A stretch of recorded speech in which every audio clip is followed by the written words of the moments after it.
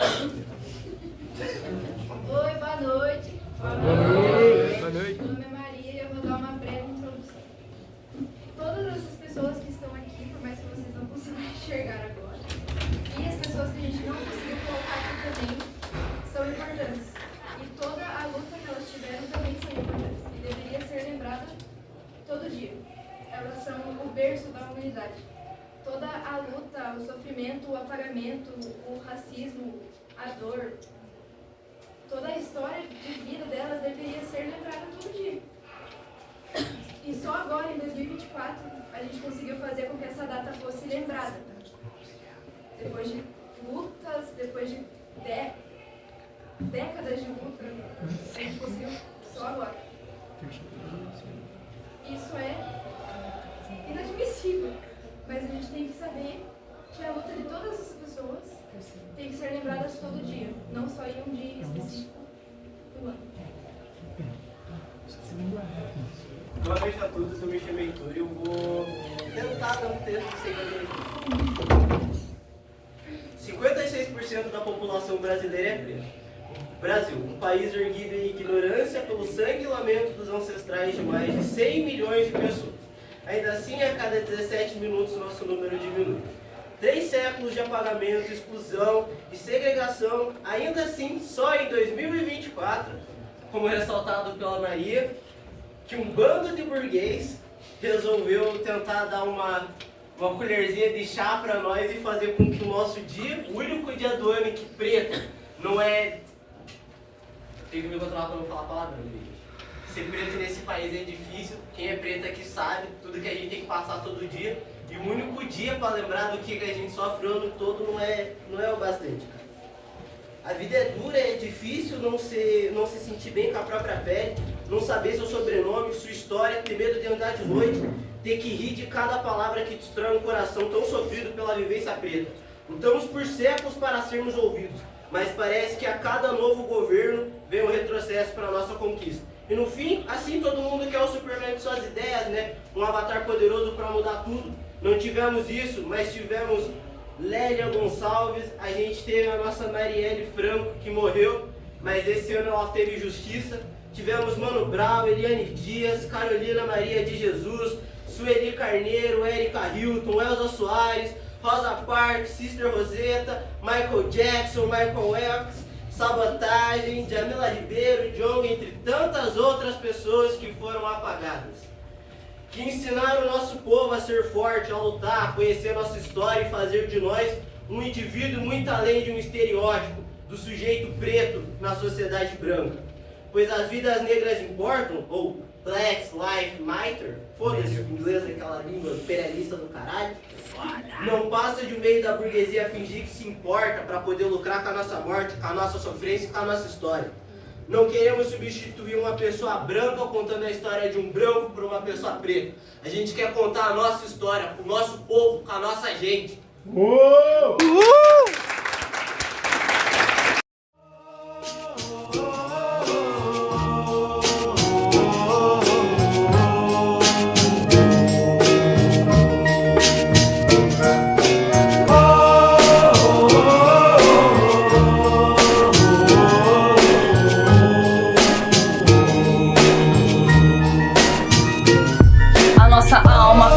Menos que a corrente prenderam nossos pés, mas não a nossa mente. Nos colocar em posição ou em primeira frente. Já tá tudo planejado, o risco é consciente.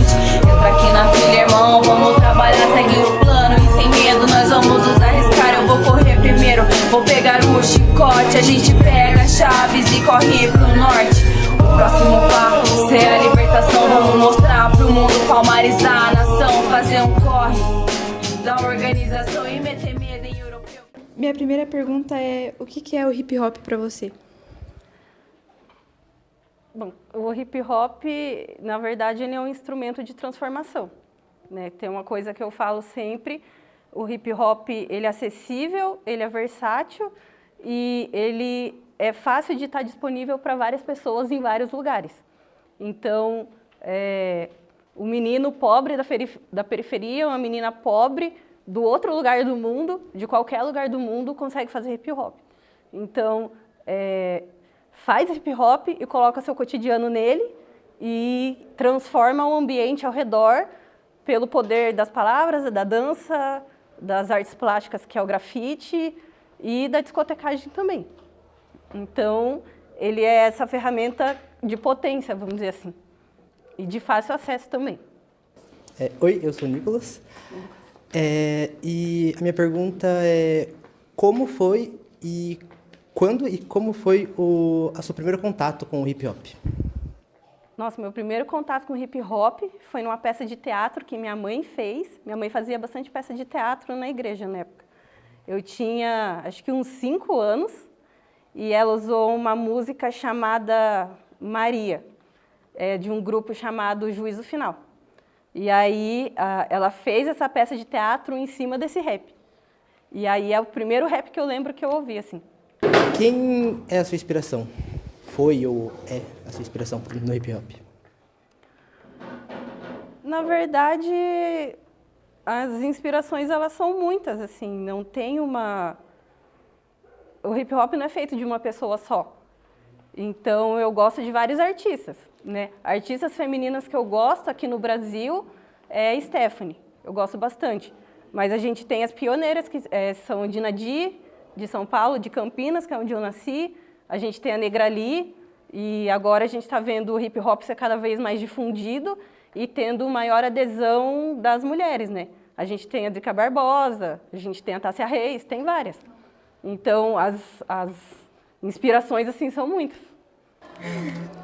Eu queria que você falasse, assim, como que as pessoas são ouvidas através do hip hop. O hip hop, ele é que nem eu falei, ele é uma ferramenta de transformação e ele possibilita que as pessoas que são marginalizadas socialmente, que em tese não têm direito à voz, que elas tenham voz. Então, basta você ou qualquer pessoa nessa sala colocar aquilo que pensa numa letra de rap e cantar. Sempre vai ter quem ouça. Pode ser uma pessoa, mas sempre vai ter quem ouça. A gente estava numa reunião, há um tempo atrás, do coletivo de hip hop, o Social Hip Hop, que a gente está organizando aqui na Fazenda. E daí tem um rapaz, que hoje ele trabalha na Secretaria de Cultura ali, e hoje ele é um assessor, né? Mas ele falou, a gente numa roda bem grande, assim, com vários artistas aqui da Fazenda, ele falou, eu era muito ruim antes, que ele tentou... Eu falei, eu tentei no rap, eu era muito ruim, e eu larguei o rap e comecei a dançar break. É Jonathan o nome dele. Só que no meio dessa roda tinha um rapaz. E hoje esse rapaz é responsável por fazer uma das batalhas aqui da Fazenda. E ele falou, cara, eu ouvi você. Um rap que você fez, eu ouvi você. E por isso que eu comecei por isso que eu entrei para o hip hop. Então, assim, enquanto o Jonathan, no caso, achava que ele era muito ruim no rap, que o rap não deu para ele, que o rap dele era ruim, esse rapaz, que é o Vitor, a gente chama ele de Torvi, ele ouviu um rap ruim e isso mudou a vida dele. E hoje o que ele faz, ele tem impacto aqui na comunidade e conforme o tempo passar, ele vai ter mais impacto, talvez no estado, no Paraná, ele vai se inscrever em editais, ele vai propor projetos, vai passar nesses projetos e vai impactar mais gente nas escolas. Então hoje o que o Torvi faz, o que o Vitor faz através das batalhas, difundir literatura. Então ele é uma das pessoas que está colocando uma ideia consciente ou está chamando para um debate consciente. Então, às vezes, e a pergunta foi, né? Como que o hip hop dá voz para quem não tem voz? Assim. E olha só o que aconteceu. Boa noite, tudo bem? Eu sou a Sofia. E eu queria saber, você acha que as mulheres têm espaço realmente dentro da nossa comunidade do rap no Brasil? Hoje em dia, a gente está ganhando cada vez mais espaço. Era uma coisa bem mais difícil se você pegar uns 10 anos atrás, até uns 8 anos atrás era mais difícil. Porque a mulher, na sociedade, no geral, ela encara diversos, eu não vou dizer desafios, vou dizer empecilhos. Porque um desafio a gente pode se colocar às vezes, mas empecilho é o que o outro coloca. Então, a mulher fica relegada sempre ao lugar de cuidado e ao lugar da vida privada, que é dentro de casa, cuidando da casa. Então, sempre é o lugar de cuidado. Cuida dos filhos, cuida do marido, cuida de alguém que tá doente. E mesmo que ela trabalhe, ela tem jornada dupla, porque ela chega em casa, ela trabalha de novo. Às vezes ela tem uma jornada tripla, se ela quiser estudar, ou se ela quiser fazer uma renda extra, por exemplo. Então, ela é impedida muitas vezes de acessar esses lugares, bem como uma carreira que ganhe mais, ou uma viagem internacional, ou seja, aquilo que ela quiser fazer. E aí, além disso, a gente também tem a questão do machismo. Então, o machismo sempre teve muito presente, muito forte na história do rap. Se você pegar, por exemplo, a história da Eliane Dias, que hoje é empresária do Racionais, mas ela é casada com o Mano Brown. Se você estudar a história dela, você vai entender do que eu estou falando, ver as entrevistas dela, que ela mesma fala o machismo que ela sofreu dentro do relacionamento dela. Então, por exemplo, enquanto o Mano Brown é alguém aclamado, a gente não tira o mérito do trabalho dele, mas ele é um artista aclamado que influenciou muitas pessoas, ao mesmo tempo que ele é esse artista, ele também era um machista dentro de casa. Então, a Eliane Dias teve que se posicionar quanto a isso. Na história das batalhas de rap, não é muito difícil. Talvez vocês peguem algumas batalhas mais antigas e comparar com as batalhas de hoje, vocês vão ver. Né? A gente tinha muitos casos de... cara contra mina. Você é rodada. Aí todo mundo... É verdade, passou na mão de fulano, de ciclano, de beltrano, não sei o quê. Acabou a batalha. Para ela, acabou a batalha. Ninguém ouvia mais nada. Então, hoje, a gente tem esse trabalho de luta pela igualdade racial, mas não só igualdade racial, igualdade de gênero também. E as meninas estão dando a cara. Então, elas estão entrando, elas estão falando as verdades. Ainda tem, sim, machismo, só que elas têm mais coragem. E elas estão mais encorajadas por causa de todo um debate de pessoas-chave na sociedade.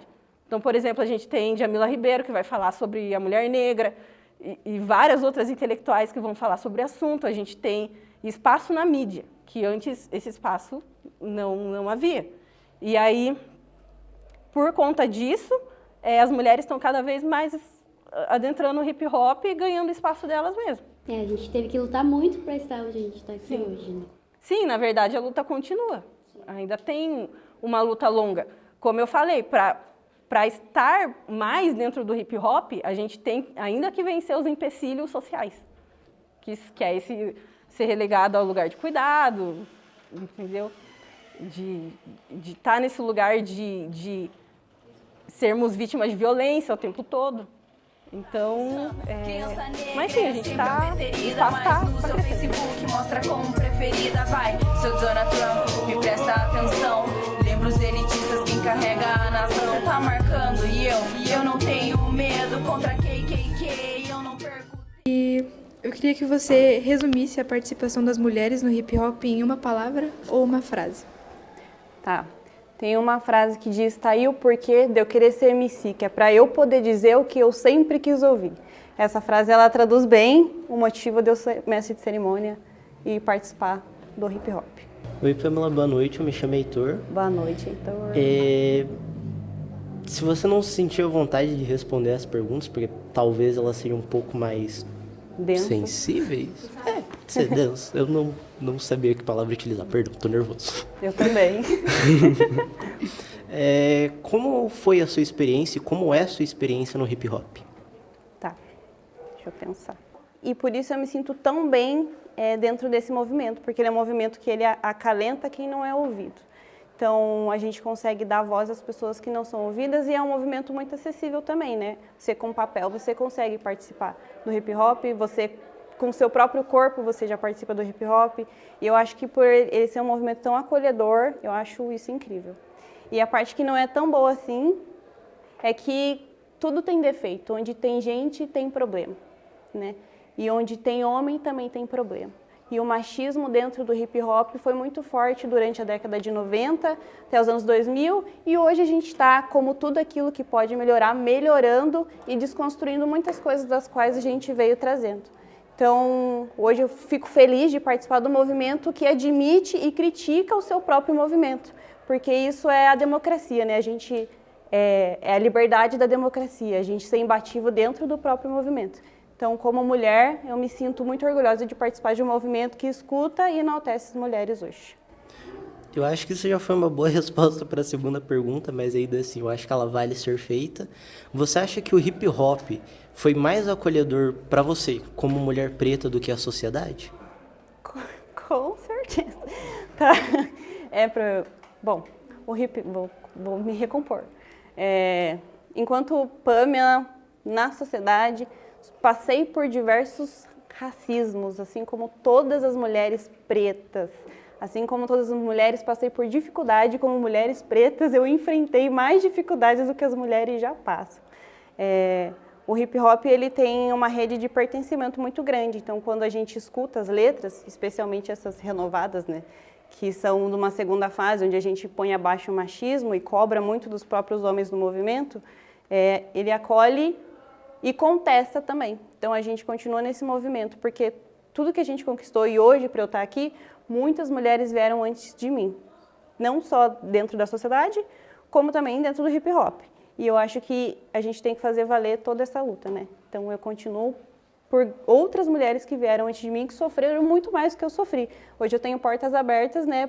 Por exemplo, no trabalho de vocês, eu já tive portas abertas. Eu sei que você tem uma foto minha ali, isso é muito, me dá vergonha, mas ao mesmo tempo me dá muito orgulho para minha mãe, né? Se ela passasse aqui e visse.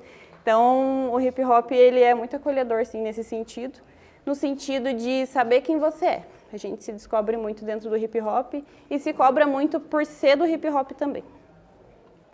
Então, a pergunta que me fizeram, eu vou colocar só para contextualizar, a pergunta que me fizeram foi qual a contribuição do hip hop para o Dia da Consciência Negra. Todos os dias que a gente resiste. E o hip hop, em contrapartida, ele também é um movimento de resistência e por isso ele é tão acolhedor conosco, pessoas pretas. Porque o hip hop questiona as minorias não no sentido numérico, mas no sentido de acessar as políticas públicas para nós, pessoas pretas, não só pessoas pretas, pessoas indígenas que sofreram apagamento tanto quanto nós e que não são reconhecidas, pessoas LGBT, pessoas, enfim, mulheres, né, como eu. Então o hip hop ele tem e continuará tendo e continuará melhorando seus argumentos para contribuir com o Dia da Consciência Negra, que deveria ser todo ano. Boa noite, meu nome é Sara. Acho que essa resposta que você deu da pergunta anterior já quase responde essa, só que é o contrário. Que a pergunta é: qual a contribuição do Dia da Consciência Negra para o hip hop? Eu reitero já o que eu disse e eu acho que o hip hop contribui para o Dia da Consciência Negra, né, que deveria ser o ano todo. Eu acho que o hip hop ele contribui com a estética, com o acolhimento e com a lembrança, né, de que como movimento que resiste, né, desde 1972, que nós devemos lutar todos os dias pelas pessoas e acolher as pessoas. O não julgamento, a estética, a beleza, entender que os padrões não são para as mesmas pessoas em relação a corpo, cor, e a gente está aí para lutar. Então, eu acho que o hip hop ele é um instrumento de luta, assim como esse dia que foi criado. Eu vi um vídeo que falava assim: o dia 20 de novembro foi criado em comemoração à morte de Zumbi. Na verdade, não, ele foi criado em comemoração à existência de Zumbi dos Palmares, né? Eu tenho uma música que diz assim: a nossa alma pesa, mas menos que as correntes. Eles prenderam os nossos pés, mas não a nossa mente. Então, o hip hop colabora libertando a nossa mente.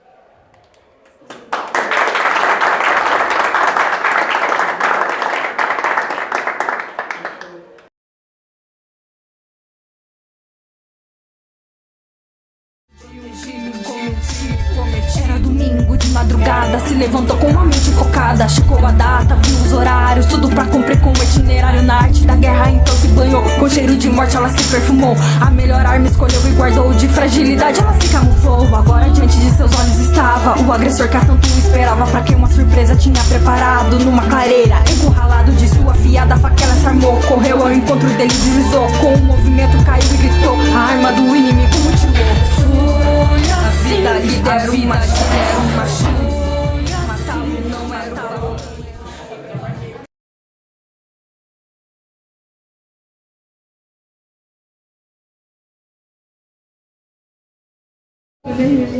Declamaram um poema sobre a importância das mulheres negras para a nossa sociedade.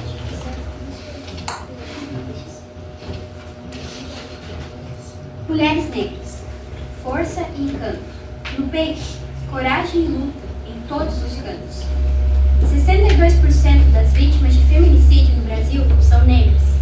E mais 90% são mães solo. Mulheres que construíram nossa sociedade, mas que mesmo assim são vítimas da desigualdade. Nos cabelos, o vento da liberdade. Nos corpos, a pele que brilha. Na voz, os gritos de resistência das milhares de guerreiras que por nós batalharam. E que aqui hoje estamos, continuando lutando para que jamais sejam esquecidas. Porque afinal, graças a todas as Marias, Marielles, Dandaras, Terezas, Veras e Joanas, que podemos contar suas histórias.